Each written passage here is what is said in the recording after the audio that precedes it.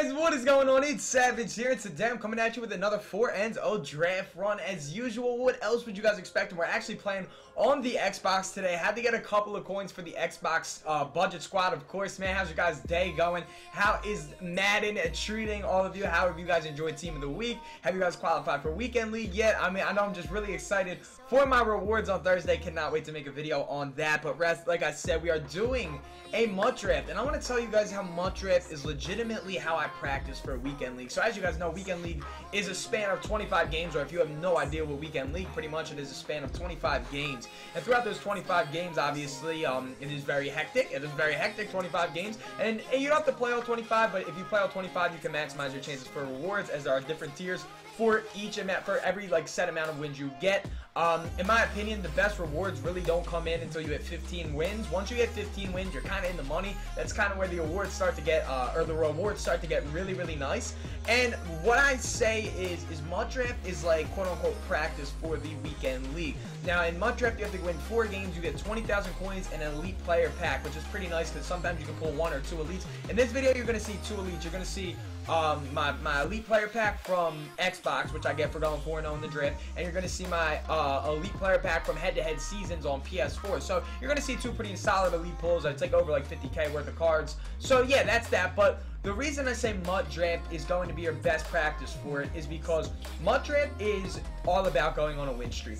The key to Weekend League is to try to get the biggest win streak possible, because you really want to try to limit yourself to at least like about 5 losses. So let's say you go into a MUT Draft, right? Let's say you go into a MUT Draft and you go 4-0, you go into another MUT Draft, you go 4-0, you go into another MUT Draft, you go 4-0. So now you're like on like a 12-game win streak of draft. Another reason that draft is going to help you with this is, like I said, it is win streak oriented. You really want to get on a roll of winning certain X amount of games in a row so that you know how many games you have to win before you lose. You know what I mean? Pretty much my mentality going into past Weekend League was I wanted to try to go on 3 7-game win streaks. I actually wound up going on an 11-game win streak, a 2-game lose streak, and then I won 12 straight. So, I mean, your boy played I played bonkers Madden. It was some of the best Madden of my life. And that's why I was like, everybody was freaking out when I did it. And obviously I was freaking out when I did it. And you guys were freaking out. It was just so awesome to see all the hype around it. And I really got my drive for win streaks from MUT Draft. And the other key thing about MUT Draft is randomness. If you limit yourself with a playbook that you might not know, I was so unfamiliar. I'm not gonna lie, okay. When I play MUT Draft, I like to try to get a playbook that at least has bunch in it so I can abuse people with the flats and my post combination. That's just my favorite thing to do right now. Those are my 2 favorite route combinations in the game, just because the zones play mad high, so if they're not extremely hard flatting it, I have that little flat every single time that I can just throw and feed and feed and feed and feed, and it just makes me feel really good about it. Like, I like to win. Like, I do what I have to do to win. You might not like my style of play, you can hate my style of play, but guess what? That is what you have to do to win, and some people just have to kind of get over that hump that this is a video game, and more or less you're gonna have to just call what works at the time. I know it sucks, it sometimes it's really boring, but I mean, for the most part, the rewards are worth it. I don't care what anybody says. Just to put it in perspective, I'm getting 200k and 484 or higher on Thursday. And that is just going to obviously be better for the channel. It's going to be for entertainment. That's why I do stuff. That's why I make videos like this. Just to put in your guys' head, it doesn't matter how you play. All you really care about is winning. But going back to MUT Draft being the randomness. When you pick a playbook, sometimes, you know, I get stuck with a dumb playbook that I've never used before. It's actually a really, really good thing. It makes me be able to read all the plays, all the formations, and kind of get used to them. You don't know who you're ever going to play against in a head-to-head game. You don't know what their play calling is going to be like. You don't know what their team's going to be like. You don't know anything about anything. But if you're playing MUT Draft enough, not only are you getting into the mentality of how important win streaks are, and I'm not saying you only try to go on win streaks in MUT Draft, but for the most part, in order to get the best rewards, you got to go 4-0. At least in seasons, you can take a couple of L's before they demote you, but for the most part, in MUT Draft, you actually have to go on a win streak to maximize the amount of rewards you can obtain. So that's the same thing in Weekend League. Like, if you're going on like a 10-game win streak before you lose your first game, you're pretty much going to clinch yourself at least gold, maybe even elite 2, maybe even top 100. If you're starting off on a 10-win streak, you're going crazy. Even if you're going like 10-1, you still have 14 games left to try to get inside of that elite tier, the highest tier of rewards, which is elite 2, elite 1, and top 100.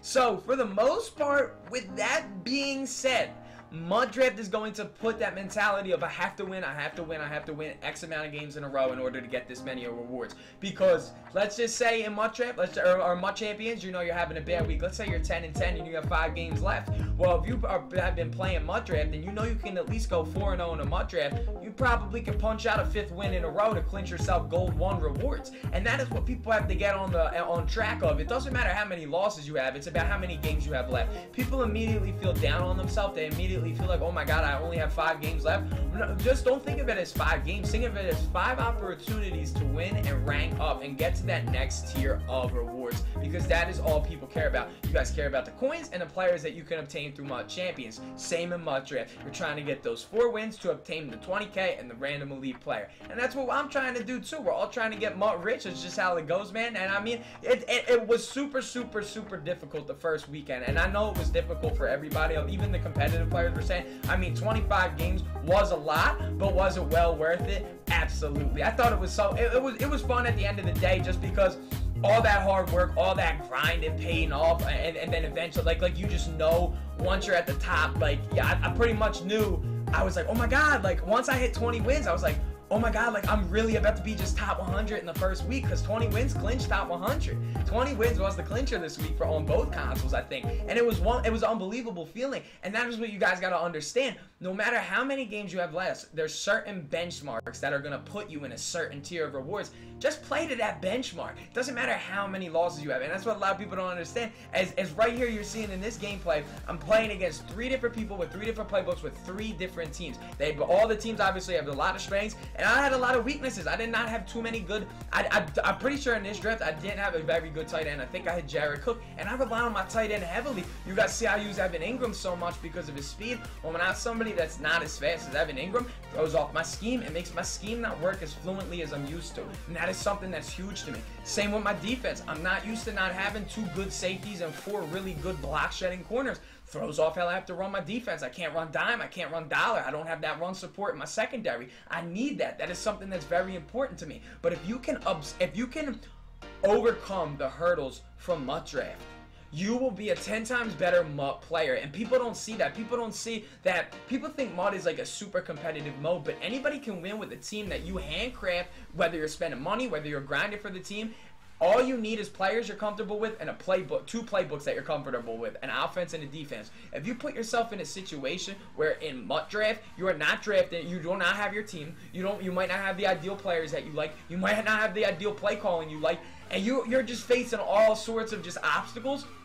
If you're able to go 4-0 with all those obstacles in front of you, you're bettering yourself. And like I said, what MUT Draft does for you is it allows you to, of course, use every single playbook, play against every single playbook, and you're going to be able to see all the formations, and then you're going to be able to identify, because that is one of my big things that I like to see. I like to see if I can identify the play before it happens, because if I can do that, not only does that mean I know what's going on, but my opponent, odds are, is never going to pick that play again, because if I am knowing what they want out of a certain play, that just takes it out of their scheme, making their scheme smaller, because once you get your opponent's scheme down to just their bare minimum, and they're only spamming the same plays over and over and over again, they're never going to be able to amount success against you, because you already know what's coming. And that is what's so clutch about the good old MUT Draft. And that's what I really like about this game mode. You get really dope rewards. A lot of people complain that it is 15K to enter. MUT Champions is free, but just take MUT Draft as your practice. That is your practice during the week. I know they give you the 3 DKT games that you have to play to qualify for the weekend league, but if you want more practice on trying to go on a win streak, sure, DKT is just 3 games in a row, but just keep playing the MUT Draft over and over again. Limit yourself. Even intentionally, don't take certain positions, and see what you have to do to at least contain your opponent. There are some drafts where I get screwed out of no safeties, and guess what? Oh well, I got silver safeties who have like 78 speed, and it's just going to happen, but it's going to teach you what you have to do to combat against it, because then once you get back from MUT Draft, and once you're back in your own scheme with your own team, you are going to feel like a god. You are going to feel like no matter who plays you, you are going to destroy. So I definitely 100% would recommend practicing in MUT Draft all week long, just trying to learn a few new plays, few new playbooks, maybe get comfortable with running a couple of new things, because it's never been. Guess what? Your boy coming this weekend league. You're gonna see me coming out in damn single back. I never come out in single back, but I gotta give it a try. Gotta give it a try. A lot of the guys were running it. I gotta give it a try. That's all you want to do. You can learn from other people. You can, of course, you know, learn from yourself if you make a mistake or if you find something new. Because guess what? Found something new in single back that I like, and I'm going to use it to my best ability. It's going to expand my scheme a little bit more. So if I'm getting boxed in my bunch, I can go to single back or vice versa. And of course, I have my I-Form Pro. I can run out of shotgun. There's just so much you can do just through MUT Draft. MUT Draft is just going to open your eyes. It's going to give you such a better spectrum, such a better group of plays that you can call, man. And I mean, that's honestly like just what I love about it. And as you can see, fellas, this video is pretty much coming to a close. You are going to see the 2 elites that we pull, and I just hope you guys enjoyed this video. I hope you guys take my advice. Please, please do. I would never give you advice that I don't listen to myself. Like I said, I'm always playing MUT Draft. Have a wonderful rest of your night, fellas. Subscribe if you're new, and as always,